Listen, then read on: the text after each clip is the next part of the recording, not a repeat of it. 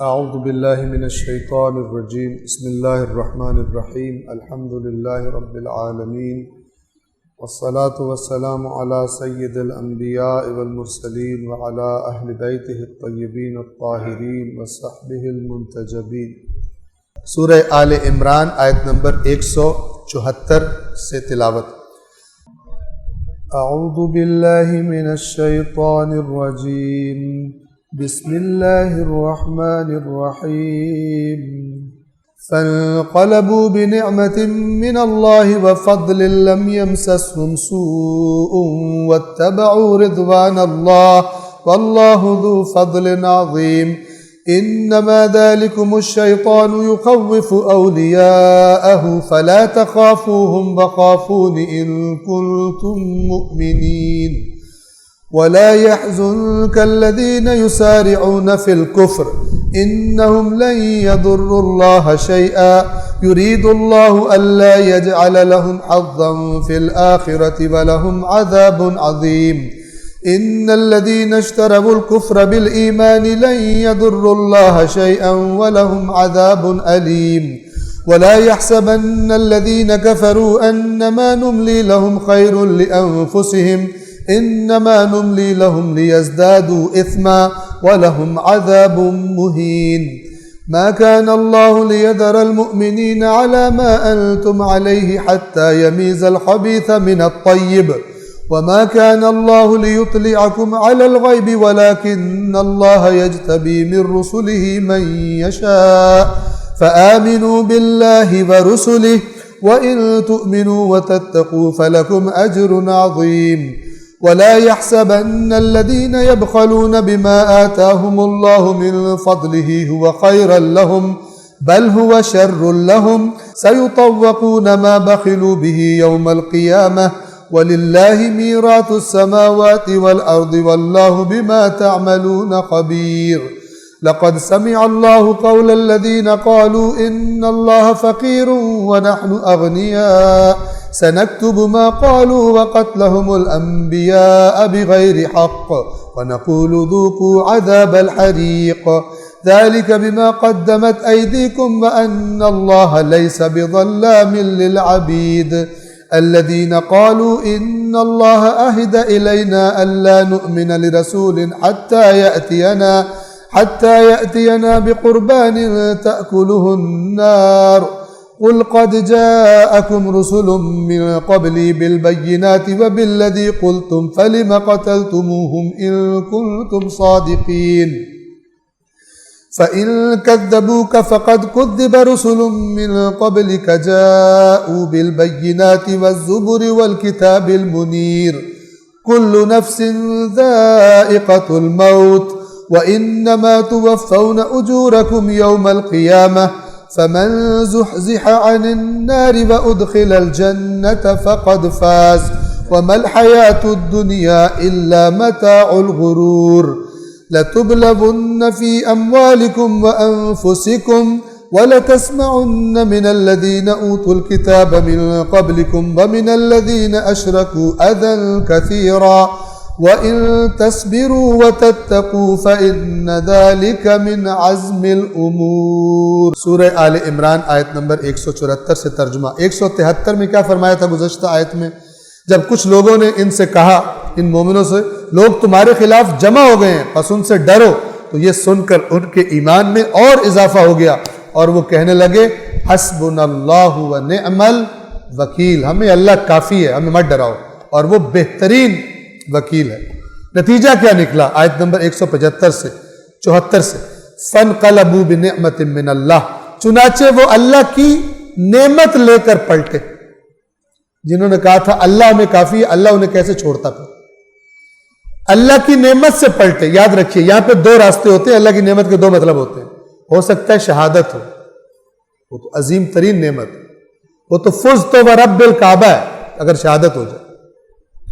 ये इसलिए कह रहा हूं कि बाद लोग नेमत समझते हैं कि माल गनीमत मिले तो ही नेमत है, माल दुनिया मिले और लंबी उम्र मिले तो ही नेमत है। नहीं, कुरान की डिक्शनरी में, लुगत में दो हुस्न है जो मोमिन को मिलते हैं, या तो शहीद हो जाता है या अल्लाह ताला कुफ्फार पे उसको फतह अता करता है, दोनों उसके लिए हुस्न। فانقلبوا بنعمت من اللہ وفضل لم یمسسہم سوء واتبعوا رضوان اللہ، چنانچہ وہ اللہ کی عطا کردہ نعمت اور فضل کے ساتھ پلٹ کر آئے۔ یہاں پہ البتہ احد کا بتایا جا رہا ہے کہ جو نہیں ڈرے تھے بالآخر وہ فضل اور نعمت کے ساتھ واپس آئے، انہیں کسی قسم کی بھی تکلیف نہیں ہوئی۔ واتبعوا رضوان اللہ، اور وہ اللہ کی خوشنودی کے تابع رہے۔ واللہ ذو فضل عظیم، اور اللہ عظیم فضل کا مالک ہے، یعنی وہ بہت زیادہ، جتنا تمہارا حق بنتا ہے اس سے زیادہ عطا کر سکتا ہے، عظیم فضل کا مالک ہے۔ انما ذالکم الشیطان یخوف اولیاءہ، یہ تو بس شیطان، یہ تو شیطان ہے جو بس اپنے اولیاء کو ڈرا سکتا ہے۔ شیطان اپنے دوستوں کو ڈراتا ہے۔ پکی دوستی کا فائدہ، شیطان کی دوستی کا فائدہ کیا ہے کہ جب شیطانی پروپیگنڈا ہوتا ہے تو اس کے اولیاء ڈرتے ہیں، کیونکہ اسے پتہ ہوتا ہے کہ یہ پروپیگنڈا کروں گا تو ان پہ اثر ہوگا۔ تو یہ شیطان ہے جو اپنے دوستوں کو ڈراتا ہے۔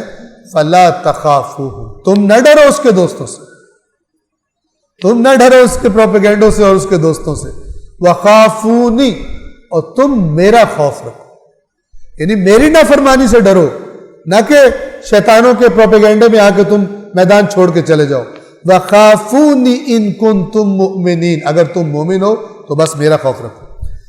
پھر رسول اللہ سے خطاب ہے، وَلَا يَحْزُنْكَ الَّذِينَ يُسَارِعُونَ فِي الْكُفْرِ، اے رسول جو کفر میں جلدی کر رہے ہیں، ایک دوسرے سے آگے بڑھ رہے ہیں کفر کرنے میں، آپ کو ان کی حرکت غمناک نہ کرے۔ کچھ لوگ تھے جو ضعیف الایمان اور کچھ منافق، وہ کیا ہوتے، وہ بھاگ بھاگ کے ادھر رغبت کر رہے تھے، جنگ سے جان نکل رہی تھی جنگ۔ اور یہی لوگ آپ کو پتہ ہے ایک زمانے میں اسی قسم کے لوگ وہ سبب بنے کہ مولا کی شہادت ہوئی، مولا کہہ رہے نکلو، یہ نہیں نکلتے۔ یہ وہی قرآن کی آیات، جو لوگ یہ بھی ان کے بارے میں جو مسلمان تھے، رسول اللہ کے ساتھ تھے، لیکن ان میں بھی کچھ ایسے تھے جو کفر کی طرف جلدی کر رہے تھے۔ یہ آپ کو ظاہر ہے رسول پاک کو کس کی غلطی کا غم ہونا ہے؟ اپنوں کی غلطی کا۔ ان کو یہ نہیں کہ یہودی میرا ساتھ نہیں دیں گے غم ہو جائے گا ان کو، نہ، جو کلمہ پڑھا ہوا تھا جنہوں نے، وہ جلدی کر رہے تھے کفار کی طرف جانے کی، یعنی ان کے پروپیگنڈے میں آنے کی۔ وَلَا يَحْزُنْكَ الَّذِينَ يُسَارِعُونَ فِي الْكُفْرِ، جو کفر میں جلدی کر رہے ہیں، آپ کو ان کی وجہ سے آپ غمناک نہ ہو۔ انہم لن یضروا اللہ شیئا، یقیناً وہ اللہ کو ہرگز کبھی بھی کچھ بھی نقصان نہیں پہنچا سکتے۔ سارے مل جائیں ادھر جا کر، خدا کا کوئی نقصان نہیں کر سکتے۔ یہ کیوں ہو رہا ہے؟ دیکھیں، ایک ہوتا ہے جو پردے کے سامنے ہم دیکھ رہے ہوتے ہیں، ایک وہ ہوتا ہے جو پردے کے پیچھے خدا کر رہا ہوتا ہے۔ وہ خدا بتا رہا ہے کہ پیچھے کیا ہو رہا ہے جو تمہیں نظر نہیں آ رہا۔ یہ جو حرکتیں کر رہے ہیں، ہو رہا کیا ہے؟ یرید اللہ الا یجعل لہم حظا فی الآخرہ، اللہ یہ چاہتا ہے کہ آخرت میں ان کے لیے کوئی حصہ نہ رکھے۔ اللہ چاہتا ہے آخرت میں ان کے لیے، اس لیے اس 2 نمبر مال کو خداوند عالم سے الگ کروا رہا ہے اس آزمائش کے ذریعے سے، جیسے کربلا میں الگ ہو گیا 2 نمبر مال مثلا۔ اللہ چاہتا ہے، یہ جلدی جلدی ادھر جا رہے ہیں ڈر کے مارے اور کفار کی طرف ان کو رغبت ہو رہی ہے، اللہ چاہتا ہے کہ آخرت میں ان کا کوئی حصہ نہ رکھے۔ وَلَهُمْ عَذَابٌ عَظِيمٌ، اور پھر آخرت میں کیا ہوگا ان کے لیے؟ عظیم عذاب ہے، جو مشکل کے وقت میں رسول کو چھوڑ کر اور مومنین کو چھوڑ کر بھاگ گئے اور جنگ نہیں کی۔ ان الذین، اب دیکھیں یہ عمل انہوں نے کیا تھا، اللہ اس عمل کو ایکسپلین کر رہا ہے قرآن کی آیت کہ یہ عمل کیا ہے، یہ ہو رہا کیا ہے۔ اگر تمہیں نہیں سمجھ آ رہا میں تمہیں بتاتا ہوں ان لوگوں نے کیا کیا۔ ان الذین اشتروا الکفر بالایمان، وہ لوگ جنہوں نے ایمان دے کے کفر خریدا۔ یہ وہ نہیں تھے جنہوں نے کہا کہ ہم اسلام چھوڑ رہے ہیں، نہ، حرکتیں وہ کر رہے تھے منافق۔ اللہ کہہ رہی کر رہے کیا تھے؟ اس مشکل کے میدان میں دین کو ہیلپ نہیں کر رہے اور بھاگ رہے ہیں۔ ان الذین اشتروا الکفر بالایمان، یقیناً وہ لوگ جنہوں نے ایمان کے بدلے میں کفر خریدا ہے، لن یضر اللہ شیئا، اللہ کو کچھ بھی نقصان نہیں پہنچا سکتے۔ وَلَهُمْ عَذَابٌ علیم، ان کے لیے دردناک عذاب ہے۔ اوپر تھا عظیم، ادھر ہے علیم۔ عظیم یعنی بڑا، علیم یعنی درد دینے والا، تکلیف پہنچانے والا، ان کے لیے عذاب ہے۔ اور پھر کچھ مومن جو ضعیف الایمان سمجھ رہے تھے کہ بھائی یہ تو بچ بھی گئے اور ان کے تو خزانے بھی اور ان کی تو ہر چیز موج مستی کی زندگی گزار رہے ہیں، ٹھیک ہے نا. آپ دیکھیں، اور یہ آج بھی ہے. ہم کچھ لوگ کہتے ہیں یار یہ سیاستدان لوٹ کے کھا گئے، موجے ہی موجے کر رہے ہیں اور ان کو کوئی مطلب پکڑ ہی نہیں ہے، ہر چیز ان کے پاس ہے، کیس ہو تب بھی بچ جاتے ہیں، آپس میں وہ پتہ نہیں کیا NRO کر لیتے ہیں، پتہ نہیں کیا کیا کر لیتے ہیں، قرضے معاف کرا لیتے ہیں، ساری موجیں انہیں کی لگی ہوئی. ان سب کا جواب یہ آیت ہے وَلَا يَحْسَبَنَّ الَّذِينَ كَفَرُوا. یہاں پہ کفر یعنی بات نہیں مانی انہوں نے، یہ ساری بات ہی ان کی ہو رہی ہے جنہوں نے جنگ میں نیگیٹو کردار ادا کیا. وَلَا يَحْسَبَنَّ الَّذِينَ كَفَرُوا أَنَّمَا نُمْلِي لَهُمْ خَيْرٌ لِأَنفُسِهِمْ. اور ہرگز جنہوں نے کفر اختیار کیا ہے وہ یہ گمان نہ کریں کہ یہ جو ہم انہیں مہلت دے رہے ہیں، ڈھیل دے رہے ہیں، وہ ان کے لیے بڑی اچھی بات ہے. کہ ہمیں تو کچھ بھی نہیں ہوا، تمہیں تو کچھ مارے بھی گئے، زخمی بھی ہو گئے، ہمیں تو کچھ بھی نہیں ہوا، ہمارے تو مال بھی بچ گئے. ہمارے بڑے ویل پلانر تھے، بڑے ہر اینگل سے دیکھ کے پلاننگ کر کے بیٹھے ہوتے تھے.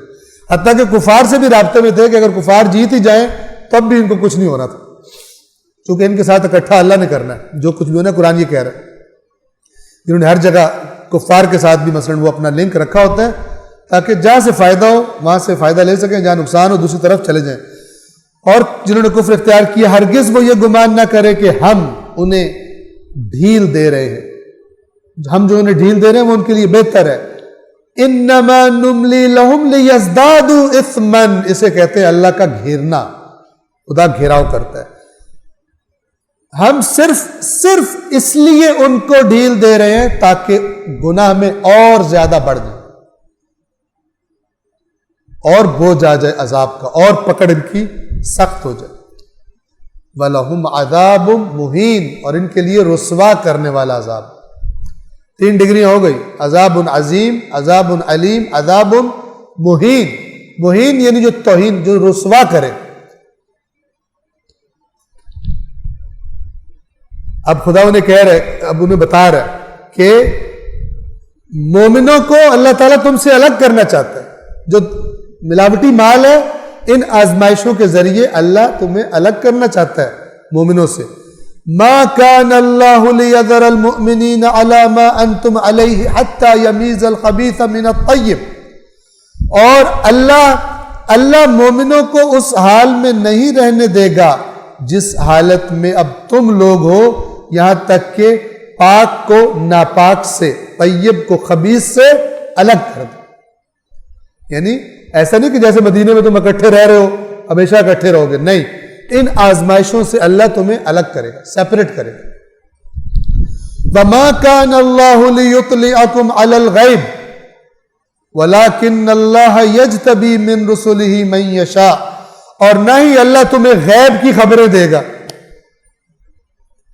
یہ بھی ایک قسم کا جواب دیا جا رہا ہے کہ اگر کوئی مسلمان یہ کہے کہ اللہ تعالیٰ رسول پاک کے ذریعے ہمیں پہلے ہی بتا دیتے یا ہمیں بتا دیتے، ہم بھی تو نیک لوگ ہیں، ہمیں غیب سے خبر پتہ لگ جاتی کہ ہم نے جیتنا ہی جیتنا ہے، تو پھر بھی یہ نہ ہوتا.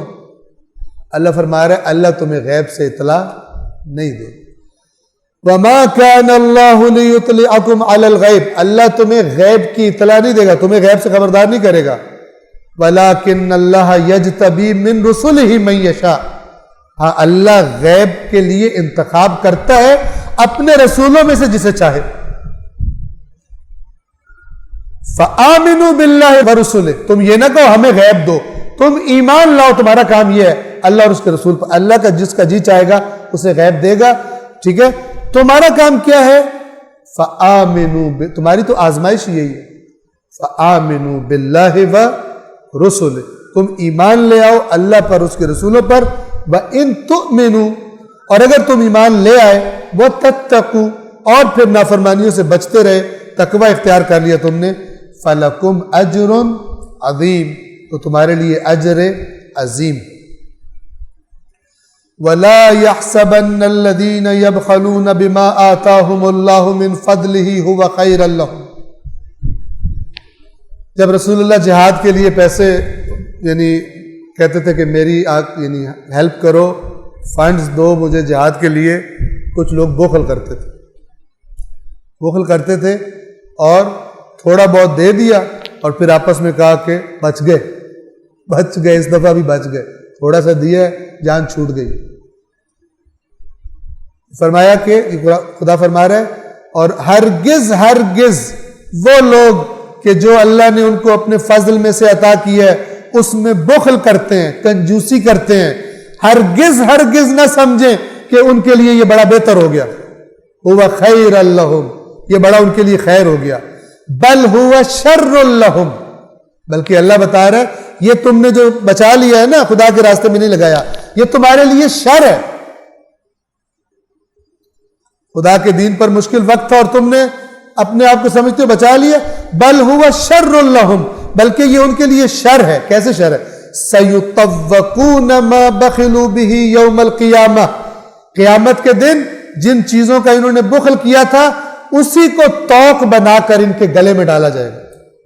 یعنی اہل محشر ان کی وہ جو کنجوسیاں تھی اور جو جمع کر کے مال رکھا تھا سمجھتے تو بڑا ہم نے بنا لیا ہے, توق بنا کر سیطوقون, بہت جلد ان قریب توق بنا کر ان کے گلے میں ڈالا جائے گا. کیا؟ ما بخلوا, جو یہ بخل کرتے تھے یوم القیامہ, قیامت کے دن. کیوں بخل کرتے ہو؟ آگے اللہ فرماتا ہے وَلِلَّهِ مِيرَاثُ السَّمَاوَاتِ وَالْأَرْضِ, آسمانوں اور زمین کی میراث تو صرف اللہ کی ہے, تمہاری نہیں ہے. تمہارے یہاں پاس ہاتھوں میں کچھ دیر ہے, جب کچھ دیر ہے تو تم جس کا اصل مال ہے جس نے تمہیں دیا اس کو راضی کرو کہ تو نے ہمیں جو دیا تھا اپنے فضل سے ہم نے تیری مرضیوں کے مطابق دیکھ یا اللہ خرچ کر. وَلِلَّهِ مِيرَاثُ السَّمَاوَاتِ وَالْأَرْضِ, آسمان و زمین کی وراثت تو بس صرف اللہ کی ہے. وَاللَّهُ بِمَا تَعْمَلُونَ خَبِيرٌ, اور اللہ جو تم عمل کر رہے ہو اس کی خبر رکھتا ہے. آسمان و زمین کا, تمام انسانوں کا جو اصلی اور تنہا وارث ہے اللہ. وارث کسے کہتے ہیں؟ جو کسی کے جانے کے بعد جس کی چیزیں اس کو ملتی ہیں, جانے والے کی چیزیں جس کو مل جاتی ہیں اور وہ اتھارٹی ہوتا ہے. اللہ فرماتا ہے سب کا وارث, ساری کائنات کا وارث کون ہوں؟ میں ہوں. وَلِلَّهِ, اور صرف اللہ کے لیے, میراث السماوات والارض واللہ بما تعملون خبیر, اور جو تم عمل کر رہے ہو اللہ اس کی اچھی طرح خبر رکھتا ہے. لَقَدْ سَمِعَ اللَّهُ قَوْلَ الَّذِينَ قَالُوا إِنَّ اللَّهَ فَقِيرٌ وَنَحْنُ أَغْنِيَاءُ. اب یہودیوں کا ایگریمنٹ ہوا, اس کی جو شان نزول ہے اس کے مطابق بیان کروں, ورنہ آیت واضح ہے. یعنی دیکھیں میں کوئی شان نزول بیان نہ کروں, صرف ترجمہ آپ کو بتاؤں. یہ یاد رکھیے گا, شان نزول کچھ بات کو مزید واضح کرتی ہے, لیکن بہت ساری آیتیں ہیں جو اپنے مسلک کے اپنے شان نزول بنائے ہوئے لوگوں نے گھڑ کے, اس سے بھی ہوشیار, لیکن ان کو ہٹا بھی دیں. آیت اپنا میسج بڑا کلیئرلی دے رہی ہوتی ہے. آپ توجہ کریں, میں پہلے آپ کو شان نزول نہیں بتاتا. یقیناً اللہ نے ان لوگوں کی بات سن لی جنہوں نے کہا کہ یقیناً اللہ فقیر ہے اور ہم اغنیا ہیں, ہم مالدار ہیں. اس کا مطلب آپ کیا سمجھ آئے گا کہ کچھ لوگ وہاں پہ تھے جنہوں نے ان حالات میں یہ جملہ بولا تھا, اللہ ہم سے مانگنے آ گیا. اس کا مطلب یہ بے ایمانوں کے جوکس ہوتے ہیں جو اللہ کے احکامات کا مذاق بناتے ہیں. ٹھیک ہے, تو ان میں سے کسی نے بات کی ہوگی. سنکتب ما قالوا, بہت جلد جو انہوں نے کہا ہے ہم لکھ لیں گے. وقتلہم الانبیاء, اور جو انہوں نے نبیوں کو قتل کیا ہے بغیر حق نہیں تھا ان کا بنتا. اب اس سے آپ کو سمجھ آئے گا کہ یہ یہودی ہیں, کیونکہ اوس و خزرج نے تو انبیاء قتل نہیں کیے تھے. انہوں نے قتل کیے تھے, یہ یہودی تھے. اور آپ کو پتہ یہودی تو بڑا پیسے کا پیارا ہوتا ہے, بلکہ اتنا پیار کرتے ہیں کہ ضرب المثل بن گیا دنیا میں. یہاں بھی جو پیسے کا پیارا کہتے ہیں یہودی ہے پورا, یعنی جو کنجوس ہو, بہت زیادہ پیسہ خرچ نہ کرتے, کیا کہتے ہیں؟ یہودی ہے, جیو ہے یہ. تو چونکہ معاہدہ تھا مدینے کا مل کے دفاع کیا جائے گا, تو رسول اللہ نے ان سے کہا کہ آپ بھی لاؤ, مل کے ہم نے دفاع کرنا. ظاہر مال کی ضرورت ہے, ایکسپینسز ہوں گے اس پر. تو ان میں سے ایک کسی نے مثلا یہ طنز کیا ہوگا, ویسے کہتے ہو کہ اللہ کے پاس سب کچھ ہے, اب ہم مالدار ہیں, اللہ فقیر ہے. اللہ سے لو جا کے ان قریب بہت جلد ہم لکھ لیں گے جو انہوں نے کہا ہے، اور ان کا انبیاء کو بغیر حق کے قتل کرنا بھی، وَنَقُولُ ذُوقُوا عَذَابَ الْحَرِيقِ، اور ہم ان سے کہیں گے جلا دینے والے عذاب کو چکھو۔ اچھا یہ آپ توجہ فرمائیں، قرآن میں بہت ساری اکثر جگہوں پہ جہاں مال کے نتیجے میں عذاب آیا ہے نا، وہاں جلانے کا ذکر ہے۔ جیسے سورہ توبہ میں ہے، جو سونا چاندی جمع کرتے ہیں اور جوڑ جوڑ کے رکھتے ہیں اور خدا کے راستے میں خرچ نہیں کرتے، تو اس سونے چاندی کو تپایا جائے گا اور پھر داغا جائے گا ان کے ماتھوں پر اور ان کے سینوں پر اور ان کی پشت پر اور ان کے پہلوؤں پر، اور پھر کہا جائے گا چکھو اس کو، اور وہ پھر جلنا ہی ہے۔ اس ظاہر ہے اگر میٹل کو میلٹ کیا ہو، ٹھیک ہے نا، آپ مثلا جتنا بھی بندے کو سونے سے پیار ہو، کسی خاتون کو بہت زیادہ سونے کی عاشق ہو، میلٹ ہوا وہ سونا اسے کہیں ہاتھ آگے کرو، رکھتے ہیں تمہارے ہاتھ، جتنا کہتی ہو رکھتے، کرے گی؟ نہیں کرے گی، ٹھیک ہے نا۔ تو اللہ نے اس مال کے ساتھ جلانے والے عذاب کا تذکرہ کیا ہے۔ عذاب مختلف ہوں گے قیامت کے دن، تو ہم ان کا قول لکھ لیں گے، اور جو انہوں نے انبیاء کو قتل کیا ہے، وَنَقُولُ ذُوقُوا عَذَابَ الْحَرِيقِ، اور ہم کہیں گے کہ جلانے والے عذاب کے چکھو۔ اب آپ توجہ کریں، یہ جو اس مدینے میں یہودی تھے، انہوں نے تھوڑی انبیاء قتل کیے تھے، راستہ وہی تھا۔ یعنی بعض اوقات بندے کو اگر بس چل جائے، اس کا بس نہیں چل رہا، بس چل جائے وہ کام کر دے گا۔ ایک بندہ تھا بڑا بے ایمان قسم کا، اس نے بہت لوگوں کے مال شال کھائے ہوئے تھے، تو ایک کسی محفل میں بیٹھ کر ایک پاکستان کے کرپٹ سیاستدان کے بارے میں بہت اس کے گلے کر رہا تھا، یوں کھا گیا تو یوں ہو گیا تو یہ ہو گیا وہ ہو گیا، کر کے تھک گیا، تو کہتا ہے کہ آپس کی بات ہے، اگر مجھے اللہ تعالیٰ موقع دے دیں گے نا تو لوگ اس کو بھی بھول جائیں گے، ٹھیک ہے نا۔ وہ مولا کائنات کا فرمان ہے، دنیا مردار ہے، اس کے پیچھے دوڑنے والے کتے ہیں، کچھ بندھے ہوئے ہیں کچھ کھلے ہوئے ہیں، کچھ کھلے ہوئے ہیں وہ کاٹتے ہیں کاٹ کے لوگوں کو، کچھ بندھے ہوئے ہیں، ٹھیک ہے، ورنہ اگر کھل جائیں تو وہ یہ جو یہودی تھے مدینے کے، یہ بندھے ہوئے تھے، انہوں نے انبیاء اس وقت نہیں تھے، اور لیکن اللہ کیا کہہ رہا ہے، ان کا نبیوں کو قتل کرنا، یعنی جو اللہ تو بہتر جانتا ہے نا اس میں کیا پوٹینشیل پیدا ہو چکا ہے، اپنی کتنا بڑا درندہ یہ بن چکا ہے، اس کے سامنے نبی بھی آ جائے یہ مار دے گا۔ یہ قرآن مجید کی ایک اور تدبر اور غور کرنے والی آیت ہے کہ انسان سوال پوچھتا ہے، انہوں نے تو نہیں، مدینے کے یہودی نے تھوڑی نبیوں کو مارا تھا، وہ اللہ کیوں کہہ رہا ہے ہم لکھ لیں گے جو انہوں نے کہا تو انہوں نے مدینے میں رسول اللہ کو انکار کیا پیسے دینے سے، فنڈز دینے سے، لیکن نبیوں کو تو نہیں مارا۔ قتلہم الانبیاء وَنَقُولُ ذُوقُوا عَذَابَ الْحَرِيقِ، ہم کہیں گے عذاب کے جلانے والے عذاب کے مزے چکھو۔ ذَلِكَ بِمَا قَدَّمَتْ أَيْدِيكُمْ وَأَنَّ اللَّهَ لَيْسَ بِظَلَّامٍ لِّلْعَبِيدِ، یہ اس لیے، یہ اس کا سبب کیا ہے، یہ اس کا سبب وہ ہے کہ جو تم نے خود اپنے ہاتھوں سے آگے بھیجا تھا، یہ عذاب اس کا نتیجہ ہے۔ وَأَنَّ اللَّهَ لَيْسَ بِظَلَّامٍ لِّلْعَبِيدِ، اور اللہ تو اپنے بندوں پہ ظلم کرنے والا نہیں ہے، اللہ ظلم کرنے والا نہیں ہے۔ الَّذِينَ قَالُوا إِنَّ اللَّهَ عَهِدَ إِلَيْنَا، اب مزید پتہ چل جائے گا اس آیت سے کہ یہ خطاب، یہ حرکت یہودیوں کی ہے۔ الَّذِينَ قَالُوا إِنَّ اللَّهَ عَهِدَ إِلَيْنَا أَلَّا نُؤْمِنَ لِرَسُولٍ حَتَّى يَأْتِيَنَا بِقُرْبَانٍ تَأْكُلُهُ النَّارُ، وہ لوگ جنہوں نے کہا کہ اللہ نے ہم سے عہد کیا ہوا ہے کہ ہم کسی رسول پر اس وقت تک ایمان نہ لائیں جب تک کہ وہ ایک قربانی نہ لا کر دے جس کو آگ آ کر کھا لے۔ یہ پرانے زمانے میں ہوا کرتا تھا، قربانی کی قبولیت کی نشانی یہ ہوتی تھی کہ ایک آگ آتی تھی اور اس قربانی کو نگل لیتی تھی۔ اب ان بہانے بازوں کی دیکھیں شکلیں، کہتے ہیں اللہ نے ہم سے، بڑے پابند اللہ کے عہد کے، اللہ کی کھاتے میں ڈال کے اپنی خرابی کر رہے۔ اللہ نے ہم سے عہد لیا ہے کہ ہم تب تک ایمان نہیں لائیں گے آپ قربانی کریں۔ اب دیکھیں اللہ نے ہر ڈیمانڈ ان کی نہیں مانی، ورنہ اللہ کر سکتا تھا نا، بعض دفعہ یوں بھی ہوتا ناجائز مطالبے اللہ نہیں مانتا۔ انہوں نے کہا کہ آپ ہمارے لیے قربانی کریں ہمارے سامنے، اگر آگ اتر کے اس کو نگل گئی تو ہم ایمان نہیں لانا تھا، انہوں نے، اللہ کو پتا تھا۔ اللہ نے کیا جواب میں کہا رسول پاک سے کہ اے رسول ان سے کہیے قل قد جاءکم رسل من قبلی بالبینات وبالذی قلتم فلم قتلتموہم ان کنتم صادقین، اے رسول ان سے کہیے کہ بے شک مجھ سے پہلے بھی تمہارے پاس رسول آئے تھے واضح نشانیاں لے کر، اور وہ والی بات بھی جو تم ڈیمانڈ کر رہے ہو، جو تم کہہ رہے ہو، تو ان کو تم نے کیوں قتل کیا اگر تم سچے ہو؟ وہ تو یہ قربانی تمہیں دکھاتے بھی تھے، تم نے انہیں قتل، آپ دیکھیں انہوں نے قتل نہیں کیا لیکن گندگی وہی والی ہے ان کے اندر، صفات وہی ہیں، پرسنالٹی ان کی وہی ہے۔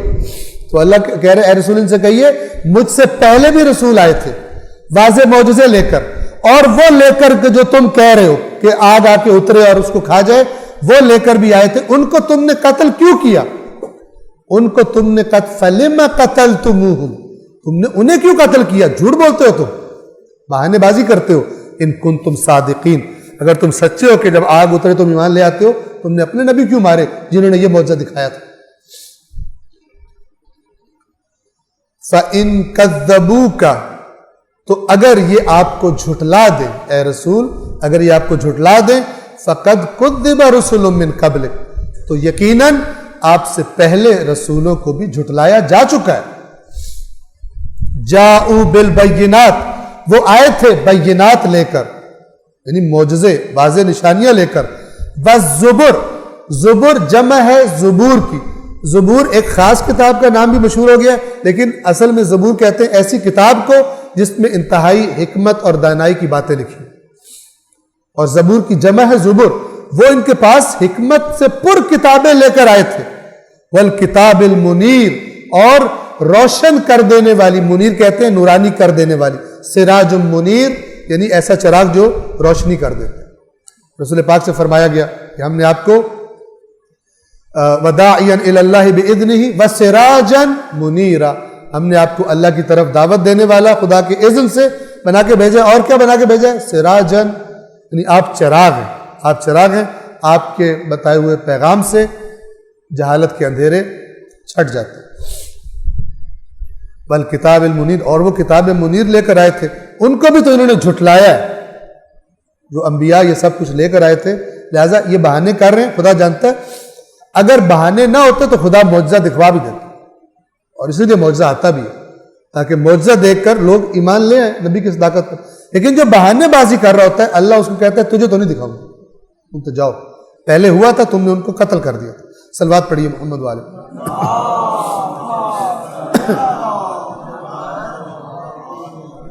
اور یہ پھر آ گیا مسئلہ جنگ کی طرف، حالات وہی خطرناک والے چل رہے ہیں۔ کل نفس ذائقۃ الموت، میدان میں گئے ہو، گھر میں رہے ہو، جہاں بھی گئے ہو، کل نفس ذائقۃ الموت،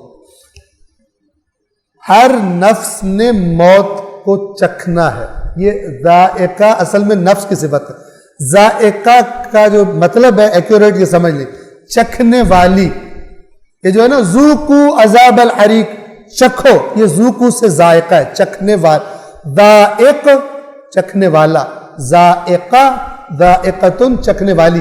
کیوں مؤنث ہے؟ اس لیے کہ نفس عربی زبان میں مؤنث لیا جاتا ہے، ہم سورج کو مذکر لیتے ہیں اردو میں، عربی میں سورج مؤنث ہے۔ والشمس وضحاها، یہ ہا جو ضمیر ہے یہ مؤنث کے لیے ہوتی ہے، ٹھیک ہے؟ یہ زبانوں میں بعض فرق ہوتا ہے۔ کل نفس ذائقۃ الموت، ہر نفس، ہر ذی روح موت کو چکھنے والا، یعنی وہ ٹیسٹ کرے گا اس کو موت کیسی ہوتی ہے۔ وَإِنَّمَا تُوَفَّوْنَ أُجُورَكُمْ يَوْمَ الْقِيَامَةِ، اور اس کے بعد کیا ہوگا؟ اور قیامت کے دن تو بس تمہیں تمہارے اجر دیے جائیں گے۔ موت کے بعد پھر میدان عمل نہیں رہے گا، بس تمہیں تمہارے اجر دیے جائیں گے قیامت کے دن، اور پھر نتیجتاً دو شکلیں۔ فَمَنْ زُحْزِحَ عَنِ النَّارِ، تو جس کو آگ سے دور کر دیا گیا، وَأُدْخِلَ الْجَنَّةَ، اور جنت میں داخل کر دیا گیا، فَقَدْ فَاز، تو یقیناً وہ کامیاب ہو گیا۔ یہ فاز وہی ہے فوز، فزتو، مولا کی شہادت کی، ضربت کی اور شہادت کی شہادت، جس کو جہنم سے، یعنی وہ جو فائنل کامیابی ہے جہنم سے بچ جانا اور جنت میں داخل ہو جانا، فقد فاز، وہ کامیاب ہے۔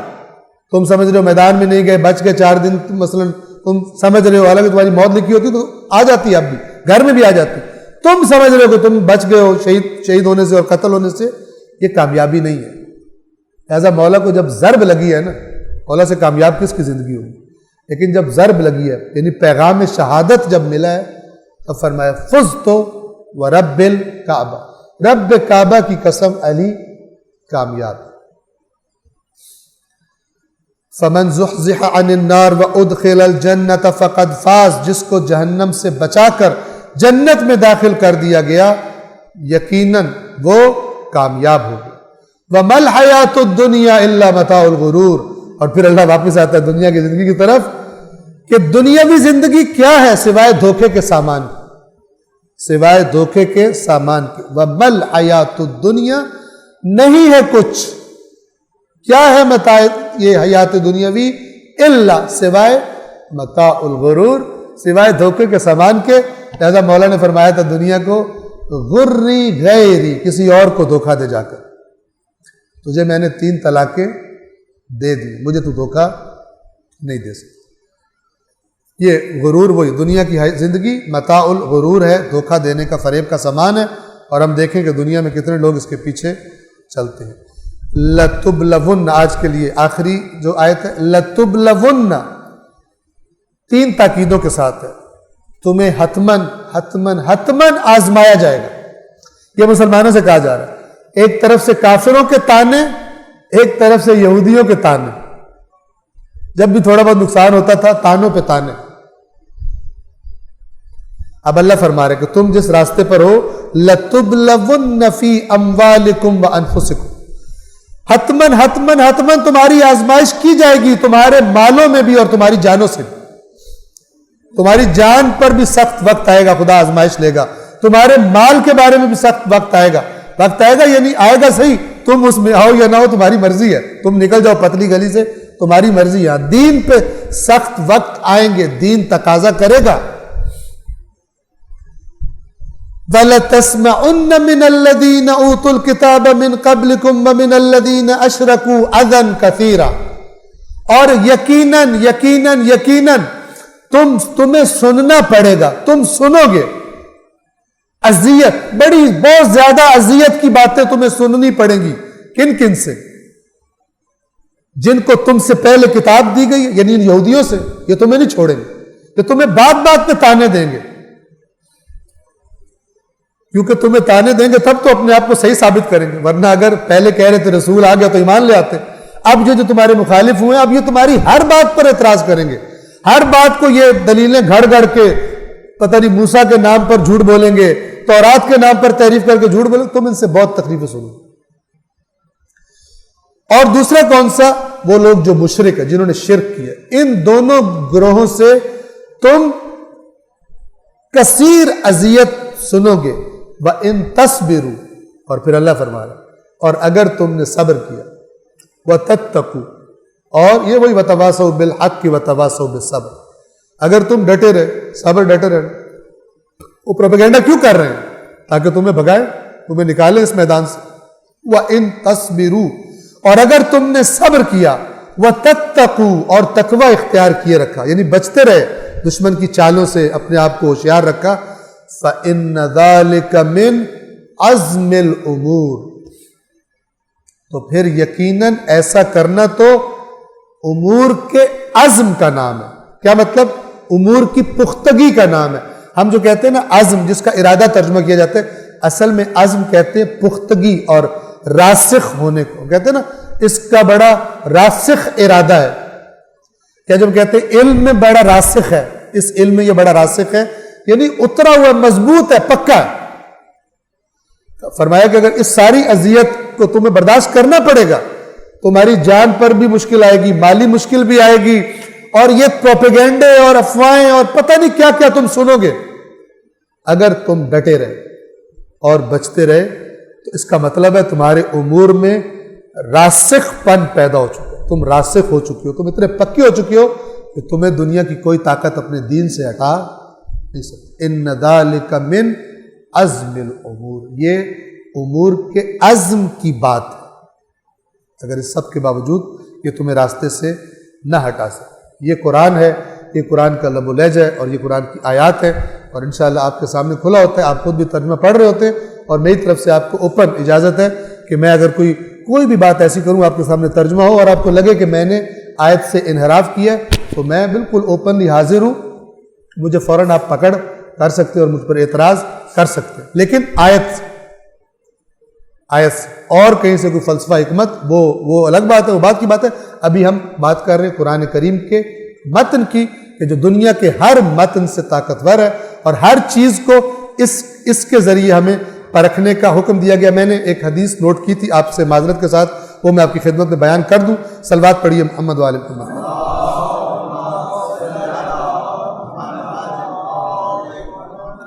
یہ حدیث امام محمد باقر علیہ السلام سے ہے۔ تحف العقول کتاب میں یہ حدیث موجود ہے۔ امام نے اپنے اصحاب میں سے ایک سے فرمایا، یہ بات جان لے کہ تو اس وقت ہمارا صحیح معنوں میں محب دوست اور پیروکار ہے کہ اگر باقی سارے تیرے شہر میں بسنے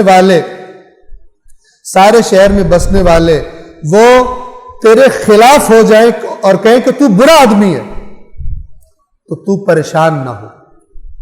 یہ عزم الامور ہے، توجہ فرما رہے ہیں؟ سارا شہر تجھے کہے کہ تو بہت غلط آدمی ہے، تجھے غم نہ ہو، اور اگر سارا شہر تجھے کہے کہ تو بہت اچھا ہے، تجھے کوئی خوشی نہ ہو، تیرا معاملہ اللہ کے ساتھ ہونا چاہیے۔ اور اب اس کا راستہ بتا رہے، تیرا معاملہ اللہ کے ساتھ ہونا چاہیے۔ دیکھیے، بلکہ تو کیا کر، نہ دیکھ سارا شہر خلاف ہے یا سارا شہر تعریف کر رہا ہے، بلکہ تو ہر وقت اپنے آپ کو قرآن سے پرکھتا رہنا۔ تو اپنے آپ کو ہر وقت لوگوں کی باتوں سے نہیں، تو قرآن میں دیکھتا رہنا تو کہاں کھڑا ہو، اپنے آپ کو قرآن کی آیات سے پرکھتا رہنا۔ ان ذالک من عزم الامور۔ پھر لوگ تجھے کچھ کہتے رہیں، تعریفیں کریں، خوشی نہیں ہوگی تجھے اور ان کی تعریفوں سے، اور اگر تیرے سارے خلاف ہو جائے تجھے کوئی غم نہیں ہوگا۔ پروردگار عالم کی بارگاہ میں دست دعا بلند کرتے ہیں انشاءاللہ حضور قلب کے ساتھ اور توجہ کے ساتھ اور ادب کے ساتھ۔ اللہم صلی علی محمد و آل محمد، اللہم صلی علی محمد و آل محمد، اللہم صلی علی محمد و آل محمد۔